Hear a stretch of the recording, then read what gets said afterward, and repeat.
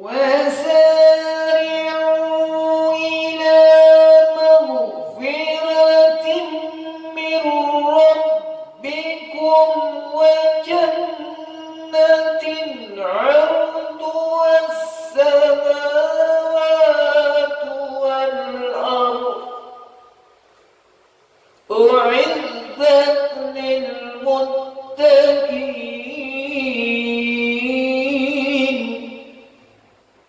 Assalamualaikum warahmatullahi wabarakatuh. Innal hamdalillah nahmaduhu wa nasta'inuhu wa nastaghfiruh wa na'udzu billahi min shururi anfusina wa min sayyiati a'malina. May yahdihillahu fala mudilla lahu wa may yudlilhu fala hadiya lahu. Asyhadu an la ilaha illallah wahdahu la syarika lahu wa asyhadu anna Muhammadan 'abduhu wa rasuluhu la nabiyya ba'dahu. Allahumma salli wa sallim ala sayyidina Muhammadin wa ala alihi wa sahbihi ajma'in, amma ba'd. Qala Allah ta'ala fil Qur'anil Karim, a'udzu billahi minasy syaithanir rajim. Shahrul Ramadan alladzi unzila fihi al-Qur'an hudan lin-nasi wa bayyinatin minal huda wal furqan. Wa qala an-nabiy sallallahu alaihi wasallam, man shoma Ramadana imanan wa ihtisaban ghufira lahu ma taqaddama min dhanbihi. Sahabat fillah, para sahabat yang dimuliakan Allah Subhanahu wa taala. Tadi saya telah membacakan satu ayat dalam Al-Qur'an, surat Ali Imran ayat 133. Wasari'u ila magfiratin min rabbikum. Bersegeralah menuju ampunan Tuhanmu. Wasari'u, kalau ahli bahasa ahli nahwu mengatakan bersegera, bergegas, buru-buru, jangan sampai terlambat, jangan sampai ketinggalan. Bahkan oleh mertua kita tak boleh ketinggalan. Kemana? Menuju ampunan Allah Subhanahu wa ta'ala, menuju ampunan Tuhanmu. Kenapa meminta ampun itu harus bersegera, bergegas, tidak boleh tertinggal? Karena kita tidak pernah tahu umur kita. Karena waktu yang kita punya hanya sekarang ini, hari ini saja. Kemarin sudah kita lewati, esok hari belum tentu kita masih hidup, masih punya kesempatan lagi. Maka bertobat itu bergegas. Jangan sampai ajal sampai kepada kita, kita belum bertobat, kita belum diampuni dosa kita oleh Allah Subhanahu wa taala. Aduh, alangkah ruginya. Maka selagi masih ada kesempatan, Allah masih berikan umur dan waktu kepada kita, bersegeralah bertobat, datang kepada Allah, minta ampunan Allah Subhanahu wa ta'ala. Jangan sampai ada istilah kelapa muda dikupas-kupasnya, kelapa tua tinggal patoknya. Waktu muda kita puas-puasin, sudah tua tinggal pokoknya. Ini pepatah menyesatkan. Atau ada orang yang suka bicara, tobat nantilah kalau sudah tua, tobat nanti kalau sudah umur 60-70 tahun. Memangnya umur kita akan sampai 60-70 tahun? Kita tidak pernah tahu ajal akan datang kepada kita pada usia berapa. Karena mati tidak menunggu sakit dulu, mati tidak menunggu tua dulu. Mati karena sudah sampainya ajal kepada kita. Maka sekali lagi, jangan kita berandai-andai seolah-olah kita masih punya waktu, seolah-olah kita akan berumur panjang sehingga kita bertobat nanti. Bersegera sekarang. Terus apa syarat kita bertobat kepada Allah Subhanahu wa ta'ala? Ada 3 syaratnya. Yang pertama, kita berhenti dari kemaksiatan yang kita lakukan. Yang kedua, kita menyesal telah melakukan kesalahan-kesalahan itu. Kemudian yang ketiga, kita berazam dalam hati kita tidak akan pernah mengulangi lagi kesalahan-kesalahan itu. Maka 3 syarat itu kalau dipenuhi, maka diterima tobatnya oleh Allah Subhanahu wa ta'ala. Itu dosa antara kita dengan Allah Subhanahu wa ta'ala. Tapi kalau dosa kita dengan sesama manusia maka ditambah satu syarat lagi, dengan mengembalikan hak-hak orang yang pernah kita zalimi. Kita pernah mengambil barangnya, maka kembalikan barangnya. Kita pernah menyakiti hatinya atau menyakiti badannya, maka kita minta maaf kepadanya. Kalau dia menuntut balas, misalnya kita pernah menampar pipinya, dia ingin juga menampar pipinya, berikan pipi. Karena secara dimaafkan harus mengembalikan apa yang menjadi hak-hak orang yang pernah kita zalimi. Nah, itu agak berat syaratnya kalau kita salah dengan tetangga, salah dengan teman, salah dengan saudara. Karena syaratnya ditambah satu, selain tadi kita berhenti daripada kemaksiatan, daripada dosa kita.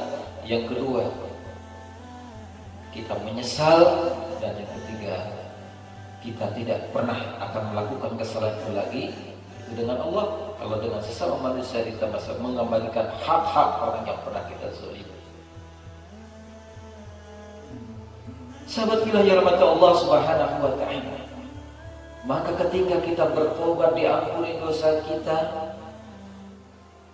lanjutan daripada ayat tadi wa jannah, maka kita akan mendapatkan jannah.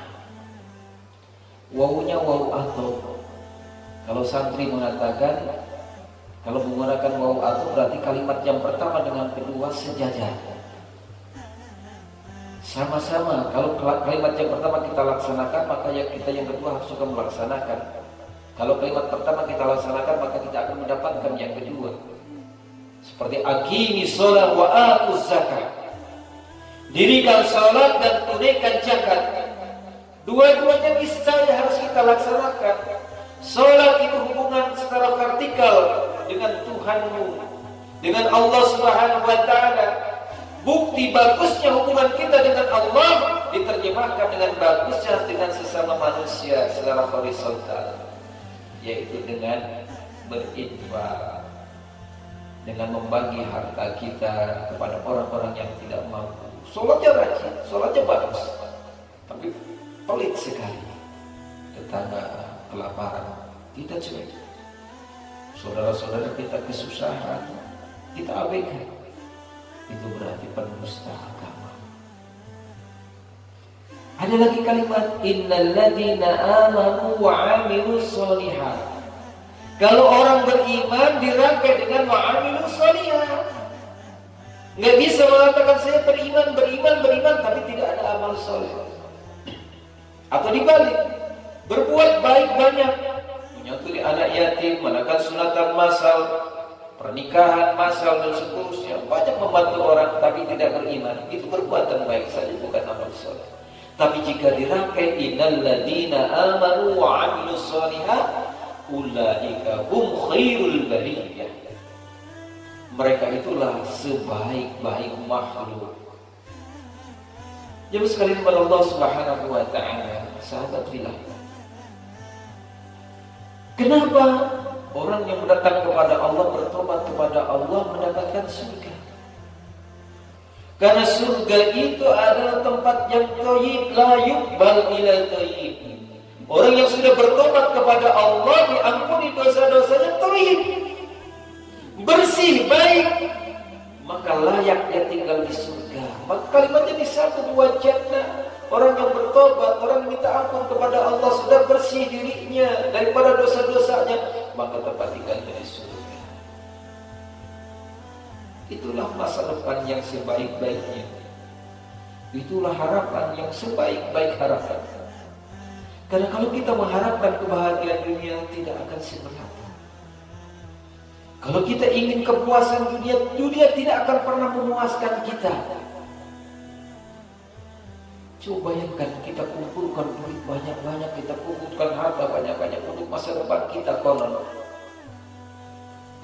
Begitu umur 50 tahun, kita sudah tidak boleh lagi banyak makan nasi, makan gula. Kenapa? Diabetes. Duit sudah banyak, begitu mau makan steak sudah nggak boleh. Kenapa? Tensinya tinggi. Duit apa saja kita beli, kita punya kalau duitnya banyak. Tahu-tahu ini nggak boleh, itu nggak boleh karena kita ada penyakit jantung dan seterusnya. Maka sekali lagi, kalau kita mengharapkan kebahagiaan dunia tidak akan tercapai karena waktu kita sangat sedikit, sempit sekali di dunia ini. Dan dunia ini sangat sedikit, tidak akan dapat memuaskan kita. Sampai-sampai Rasulullah SAW bersabda, kenikmat dunia ini ibarat kita mencelupkan jari kita ke lautan, kita angkat jari kita, tetesan daripada jari kita, itulah nikmat dunia yang dibagi seluruh dunia ini. Semuanya kebahagiaan. Orang yang beriman kebahagiaan, orang kafir kebahagiaan, orang yang menyembah Allah kebahagiaan, orang yang memaki-maki Allah, menghina Allah juga kebahagiaan. Bahkan binatang yang melata, ular, cacing, semuanya kebahagiaan daripada yang setetes tadi. Tapi surga nanti adalah lautan. Maka tidak terbayangkan betapa hebatnya kenikmatan surga nanti. Lautan.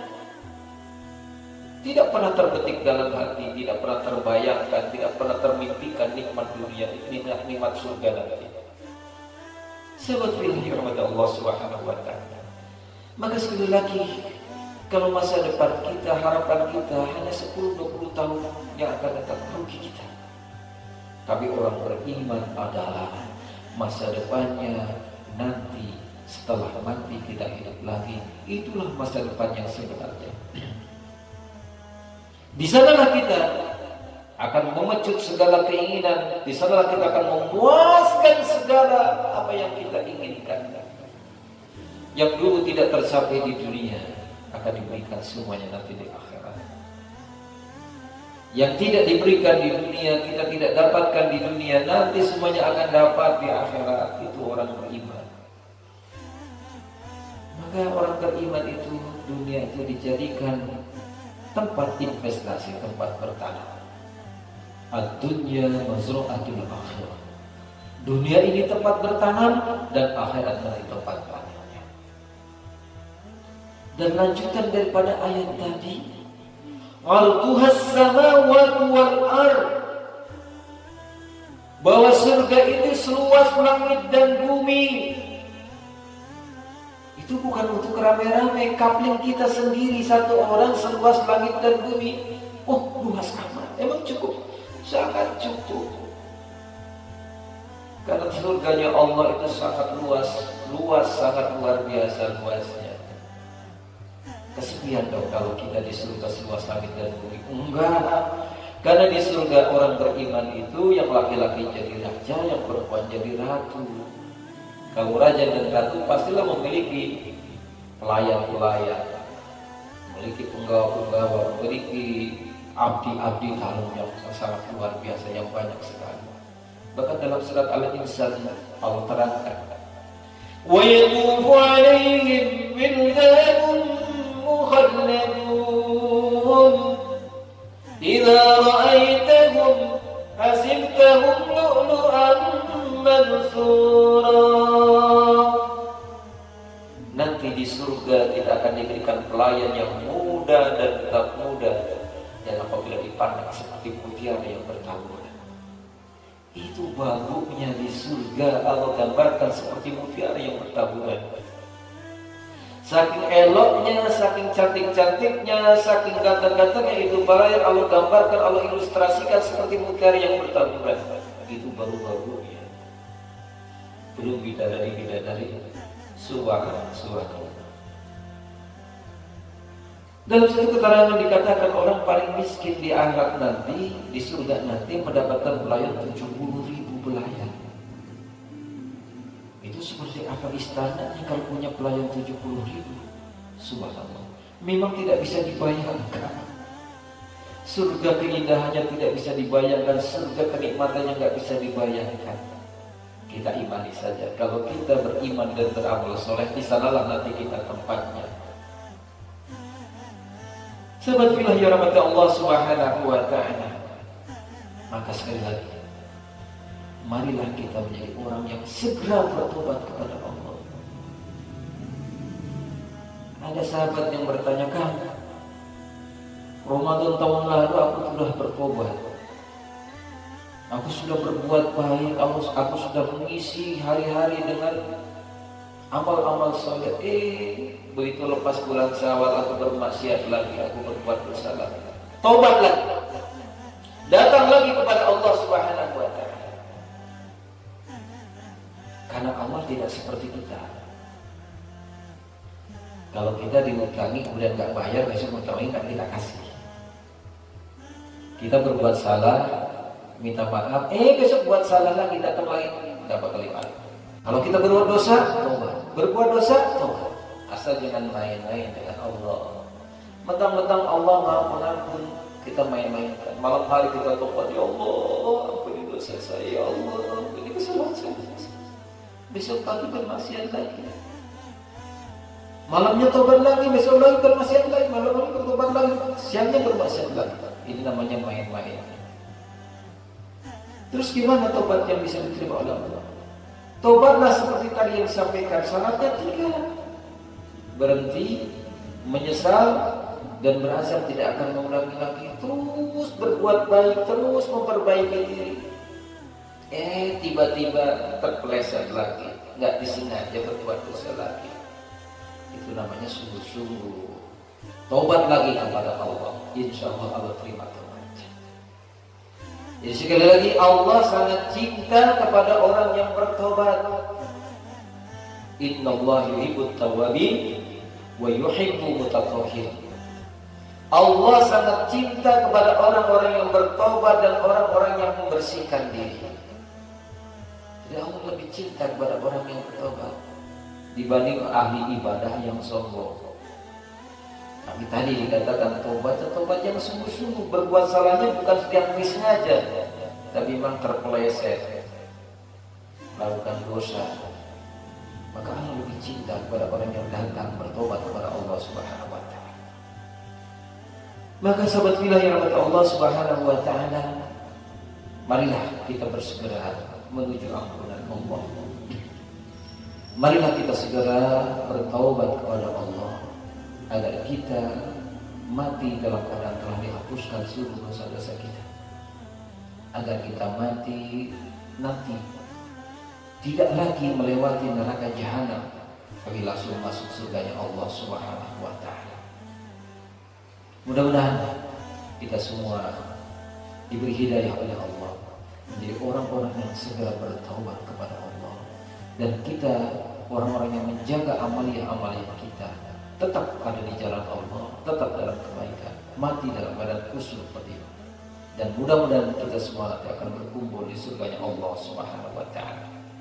Demikian sekelumit yang bisa saya sampaikan.